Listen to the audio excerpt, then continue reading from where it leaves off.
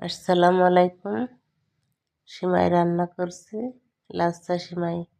গামলায় সুন্দর করে কিশমিশ দিয়ে সাজিয়ে নিয়েছি। এবার গরম দুধ মশলাপাতি দিয়ে পরিমাণ মতো চিনি লবণ মিষ্টি পরিমাণ মতো করে নিয়েছি, যেমন যেমন মিষ্টি খাই। তো দুধটা সুন্দর করে গরম করে নিলাম। এখন সিমাইয়ের ভিতরে ঢেলে দিয়ে 2-1 মিনিট একটু ঢাকা দিয়ে রাখলে সিমাইটা রান্না হয়ে যাবে। আমি এভাবেই এই সিমাইটা খেতে অনেক মজা লাগে।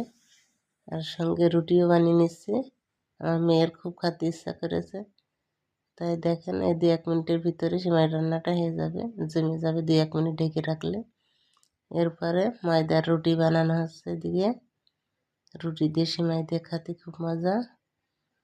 এমনি গ্যাসের শরীর বলে তেল দিয়ে পরোটা ভাজছি না, এমনি সাদা রুটি বানানো হচ্ছে। এই যে আমার বৌমা বেলে দিচ্ছে। এভাবে বানালে অনেক মজা লাগে। পাতলা রুটি সিমাইয়ের সঙ্গে খুব মজা হয়।